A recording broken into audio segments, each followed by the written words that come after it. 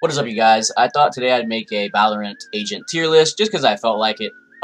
This is not a pro tier list, of course. This is not, this is necessarily a, comp tier list. I'm not like some high elo player or anything. I'm a lowly bronze 1. Of course, we all know it's super hard to climb out of low elo when you're a solo king, which is exactly what I'm doing.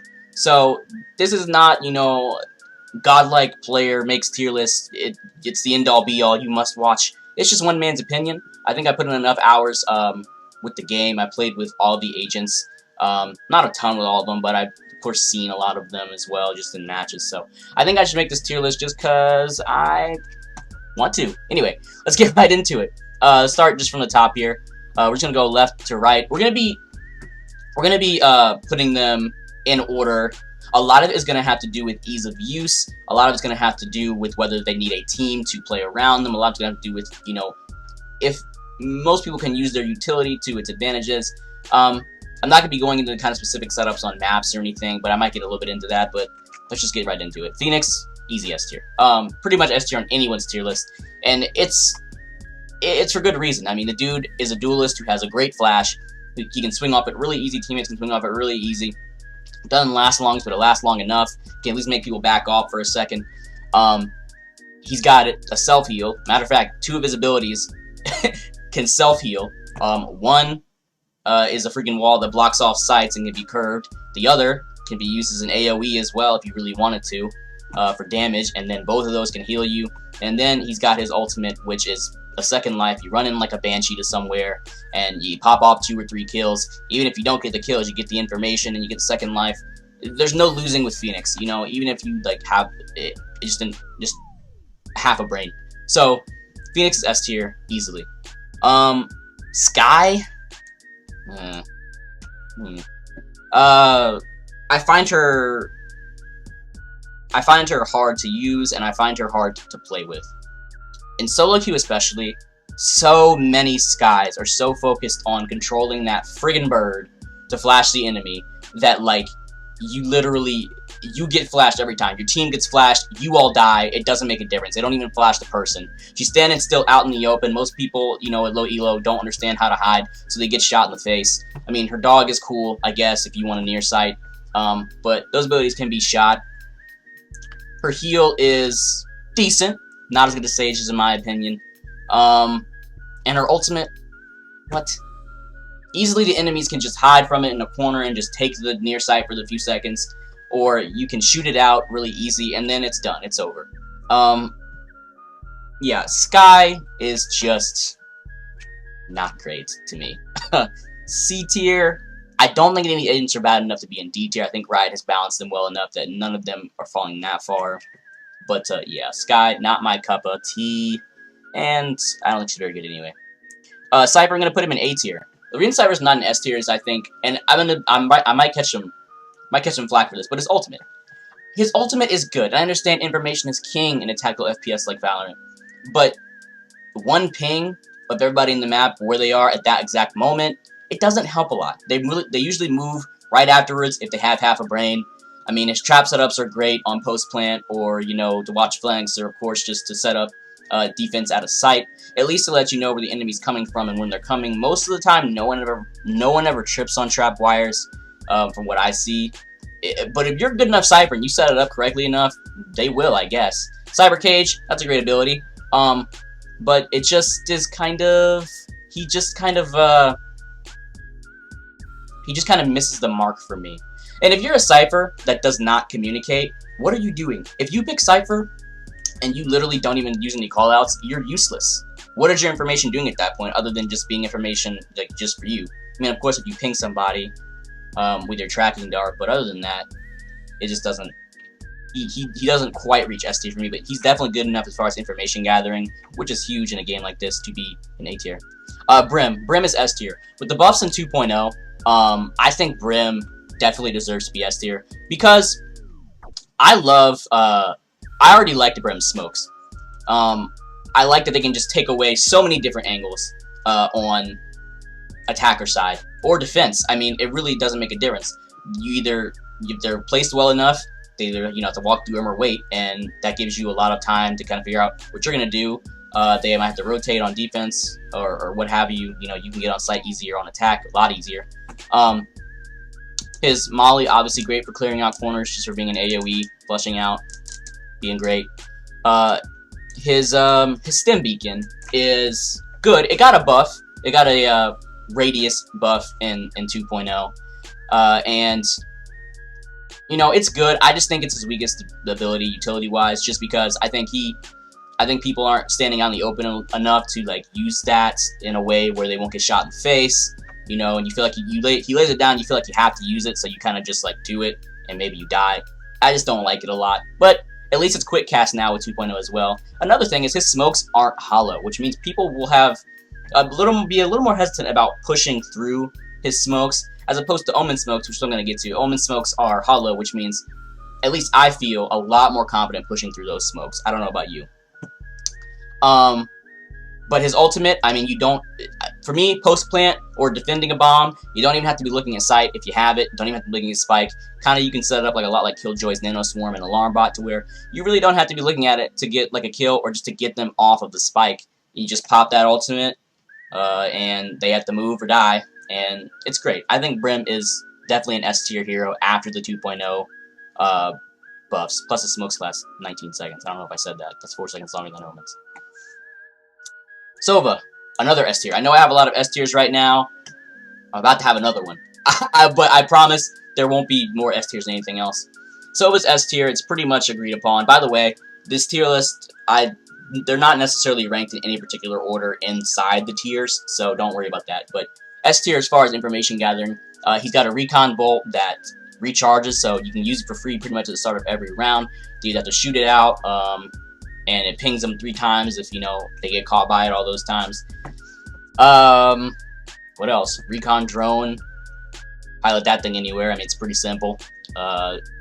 You want to be communicating with Sova, of course, if you're doing any initiating, you know, any info gathering, obviously. His ability that takes the most skill to use is a shock dart. It just takes a lot of skill to know how many times to bounce that thing, where to shoot it, certain lineups for it. So that is kind of like a skill gap thing, but it does have a wide radius, and it does pretty good damage for anything utility. And of course, his ultimate is fantastic, especially if you get a ping on those people with your recon dart or recon drone or something. Pop that ultimate, you know, get those reveals, get those easy kills. They're going to be so scared of that thing, especially if you hit them once, and you're probably going to hit them again and kill them. Get everybody, you know, kind of off a site or something, and then retake site, or, you know, get on site for a plant. Sova's phenomenal. He's great, especially if you have a good Sova. He is ridiculous. I promise we're not going to have so many S tiers, but Raze, she's S tiers just because damage output and utility power. I mean, good God. I main Raze. I mean, you can throw out her Boombot at the start of a round just to see where people are. You know what I mean? And then by that time, you know, if you're calling it out, you know, you're going to get back up. They have to shoot out that Boombot. You can swing off of it for a kill if you really want to. You can throw your nades down places just to keep people from going there. That explodes twice. You know what I mean? If you are good at moving around with her blast packs, it really doesn't take too much practice. She has a really great mobility, and her ultimate just scares everybody on the battlefield. Honestly, you hear, "Here comes the party," or whatever she says on, if you're like on the other side. And I just love Raze, dude. I've been going about Raze for a long time, but I think her utility is just like absolutely phenomenal. So Raze, S tier. Yoru, oof. Listen, when Yoru came out, he was supposed to be this outplay god. You know what I mean? Like Yoru, you know, oh, you use this Asian if you're big brain. You know, like big brain outplays, which they can be pulled off. But I think once you hit a certain elo, a certain rank, it's going to be a lot harder to pull those off, especially with, you know, good communication on the teams. And his ability just makes so much noise. His teleport, number 1, you can see it, you can watch it. Number 2, it makes a really loud noise when you want to teleport. And his ultimate is decent. It's not as good as I thought it was going to be. Can't get too close to enemies. Makes a really loud noise when you come out of it. You kind of can easily be tracked with it. It just doesn't really work out a lot. His footsteps, they're whatever, but usually people don't really fall for those if they have half a brain. And his flash is probably the worst out of all the duelists because it takes too long to clear that corner. It takes too much skill in terms of a flash anyway to kind of bounce it off things. Not a ton of skill, but it takes the most skill out of any other flashes that you want. It takes too much thought. I think Yoru in the right hands can be really, really good, but a lot of people at lower elo don't play him right, and even I feel like at higher, he's not. I have no business commenting on higher elo, but I just feel like he's not that viable, in a regular team comp. Omen is B tier, and that might surprise some people, but I just don't really think Omen is that great. I think his smokes, hear me out, I think his smokes are good. I think they take too long to kind of figure out where you want to place them. I think they take a little too much time, maybe a little too much skill. I know it doesn't take, I don't know if it doesn't particularly take skill to place a smoke, but I think when you have to think about it a lot, where to place this thing, you have to communicate with your team. His teleportability is good when people aren't using it to just get on a crate in front of a ton of enemies and die, but that's what a lot of people do. Paranoia is good, but it costs a lot. His smokes are hollow, I mentioned that earlier, which means people obviously like to push through those. If you're not watching, I mean, I feel like his smoke does practically nothing. And his ultimate, I mean, it's good for getting around the map, obviously without, having to face anybody, but kind of really easily telegraphed if it's not used correctly. Like, if a site is being pushed, and then you hear the Omen on edge team ult, well, obviously he's going to the next site, you know what I mean, the other one, just so he can get there, so it could be like a stealthy plan or whatever. And a lot of them just like to go to the back of the map, and then it's really easy to just kill him. So, Omen to me, not that great. Killjoy, A tier agent. I think Killjoy, when I'm not playing Raze, I'm playing Killjoy. And Killjoy is pretty great if on defense, yes, if you set up in the right place, and on attack, if you can get on site. My problem with Killjoy, why she's not an S tier for me, is because she doesn't do well. She has to make a play on her own lots of times. Her utility's not set up for that. You kind of just have to have pure aim skill, mechanical skill for that, which a lot of people do, but if I'm going to rank her on a tier list, she needs to have, a bit more of that, solo carry ability. I don't think she has a lot of solo carry ability as far as if you're on attack and you need to get on site. Or situations like that where she's just alone. Other than that, she has great abilities. Her turret, either shoot it or get shot, and I know where you are either way. Her Nano Swarm and Alarm Bot, place those suckers on the spike post plant, place that sucker in a spot on defense that you know people like to plan at, and then just pop it when they do. She's great. You don't have to be looking at sight when you are guarding the bomb from a defuse. If you have that setup already there, you can just kind of pop it if they're not, privy to it being there, and honestly just get a kill or just get them off the spike really easy. I think Killjoy has a lot of outplay potential. I think she is really, really good at locking down sites. I think she's actually better at Cypher than that. So Killjoy A tier for all those reasons. Sage, B tier agent. Not a lot of power, if you know what I mean. I think Sage is good because she has a res. That's fantastic. She has a wall to block off sites, entryways, certain entryways of sites. Can be shot out, but of course, and the slow orbs are good, but I think lots of teams just will wait those out or just walk over them, and lots of Sages will throw it and then they will look away because they won't walk there, but they absolutely will. And of course she can heal, so that's good, and that heals on cooldown. I might move her up. Am I gonna move her up? I'll leave her in B tier. I think she is good. I don't think she is great, so she's staying in B tier for me. Jett's A tier for me, and I think a lot of people say Jett is S tier. What are you saying? Here's the thing.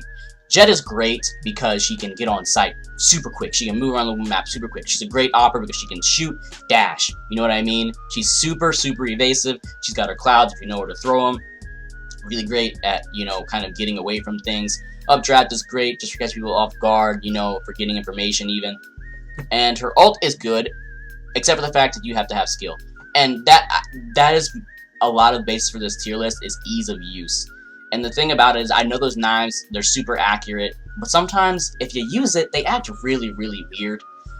So you do need to be accurate with her. You do need to have mechanical skill with her, even to use her abilities. You know what I mean? And you need to be able to think on the fly.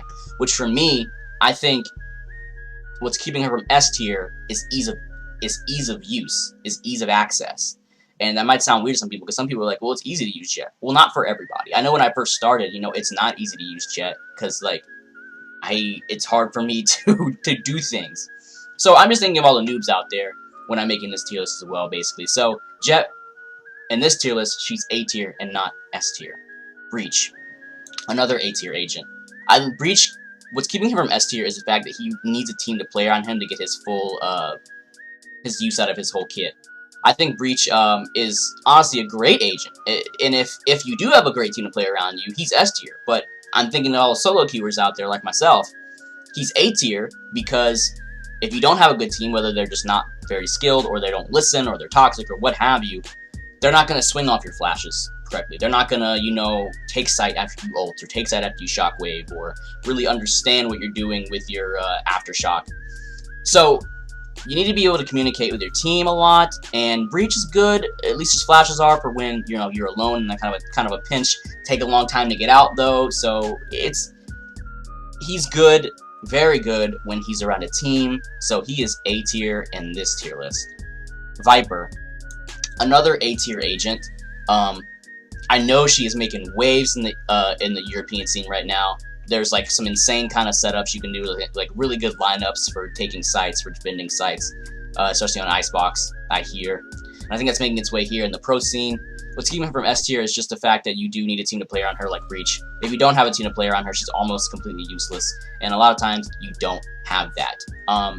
If I were to make like a competitive tier list, like a pro play tier list from what I think goes on there, she'd probably be S tier. But just if I'm taking everybody into account, Viper's A tier now. I know like her kit is really not that strong, but it can be used to be, it can be utilized in a way that it can get to be that strong. Her ult is great no matter what rank you're at.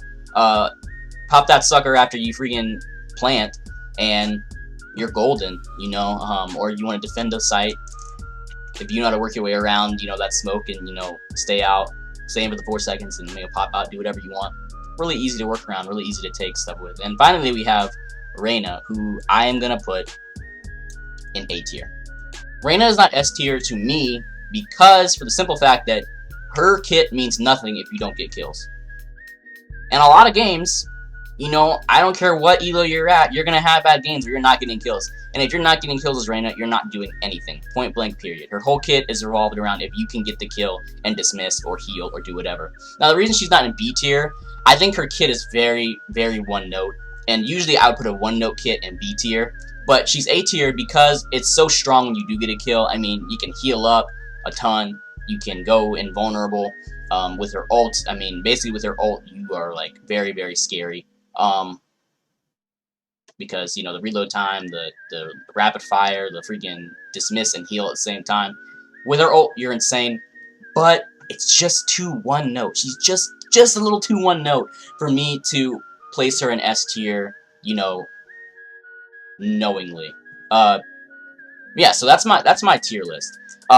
Astra is coming out pretty soon, probably in the next couple of days. Depending on how she fits into the meta, I will redo this tier list. But this is just kind of my opinion, and I hope you guys enjoyed.